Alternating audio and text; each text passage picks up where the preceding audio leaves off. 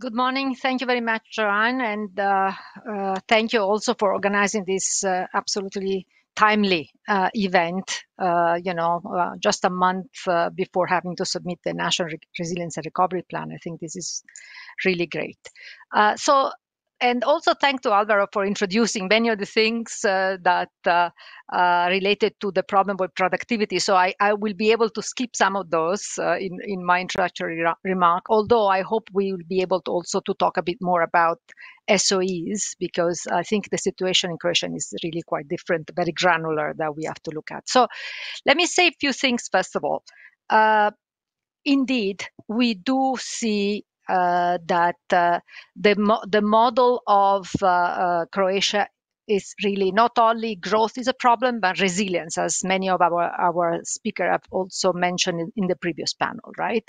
And the question now is, having had the experience of the the current crisis, but the financial crisis, and how has the economy evolved, and will we be ready to go on for the next opportunities that are in front of us with a new growth model? So far, we have been changing this growth model. The crisis that also Minister Maric has mentioned of the global financial crisis of 2009 did not find Croatia really ready. In fact, the opposite in a way. He had the wrong model being utilized as a small open economy, but not relying mostly on investment in industries, domestic industries, excessive debt.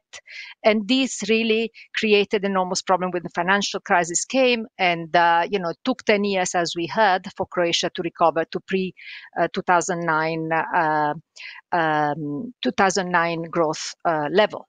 Second, but one thing is that as of 2005, several actions were put together to change this growth model, right?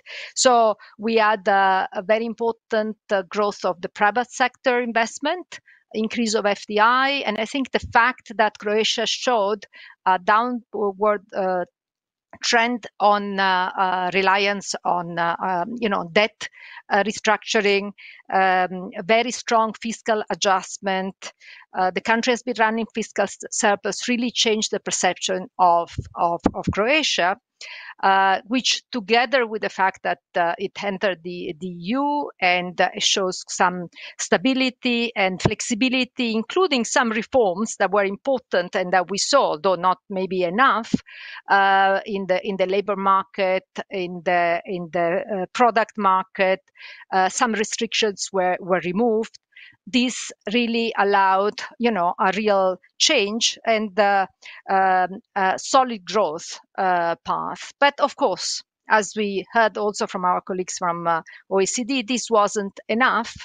And when the crisis hit, the new crisis, the enormous crisis that we discussed earlier on also with the Prime Minister and the previous speakers, which is, not only the COVID crisis that hit the country, but also the crisis brought by a series of earthquakes in 2020.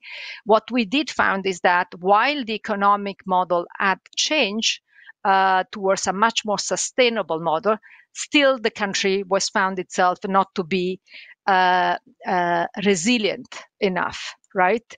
So in spite of the diversification towards more experts, in spite of trying to change the over-reliance on tourism, the country, Croatia, is still too exposed to and too vulnerable to external shocks. So going forward, the National Resilience and Recovery Plan, what we heard earlier on, the EU funds, they're all really looking at the right things. We discussed digitalization. We discussed the fact that there will be a shift towards higher productivity sectors, knowledge-based sectors, creating the environment for faster productivity and growth. It's all, if you like, been discussed. But how come then the implementation? Often countries like Croatia, lag behind on the ability to implement many of these reforms, even when they're known, they are identified and they're very clearly spelled out in the National Resilience and Recovery Plan, as well as on the other plans for the reforms and structural reforms. And I think here we have to bring in some other element. First, the biggest element I want to discuss is the issue of institutions. Now, institutions, I think Alvaro could have equally brought us example of where Croatia stands on the quality of institution to show that clearly here also we lag behind on many different areas. It's very difficult to entangle what institutions are, right? But I think maybe we could say that a few elements. One is over reliance of towards the public sector creates problem when you don't have a strong institution. Clearly, a lot has to do I think in this area, in addition to what has been said by others, also to the quality of the judiciary and the fact that public sector administration, there is still still a need to really make a major leap forwards towards improving the quality of public sectors. And the fact also that Croatia has a very in a way decentralized, actually is a centralized economy, but with a very large number of local governments, many of which really have issues of quality of employees and so on, excessive level of the public sector. So in addition to the issue of identified about state-owned enterprises or which I think we should actually look much more at network industry rather than there is really the presence of the state in some of the public sector is not as excessive as it might look from the big numbers. It's most the efficiency of the network industries, which is really quite different. We need to be looking at how to reform the judiciary, how do we accelerate all the agenda related to some of these governance, public sector governance. I also want to mention two more elements. First of all, in addition to the what has been said on digital and green, which I think it doesn't need to mention anything else, two other areas, in my opinion, are important for Croatia. First, education outcome. We often skip on this one because we know that there is very large access, of course, of participation in the education sector, but the quality of the youth that we produce in Croatia, the quality of the education level that we produce is not sufficient to compete in these new industries. The government will introduce a major reforms of the education sector going forward. We're very hopeful on that, and I think this should continue to be one of the focus.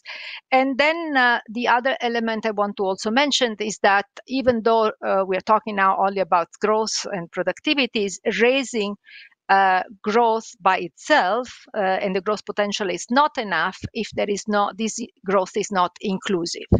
And we ought to be spending a lot more time and discussion about sharing opportunities equally across different social groups. Part of it, of course, is the protection of the poor, but part of it really has to do with making sure that we will be able to bring these marginalized communities and these poor, which poverty remains still important in certain areas of Croatia, that we will be able to bring them to the labor market, to include women participation of the labor market, youth, and also to make sure that the lagging region of Croatia, like, for example, the one that was mentioned earlier, that was hit by the earthquake in December, will be able to participate more actively into the Croatian economy. So including growth in addition to looking at the growth potential is also an important element. I stop here and I hope to be able to respond some of the questions later on. Thank you.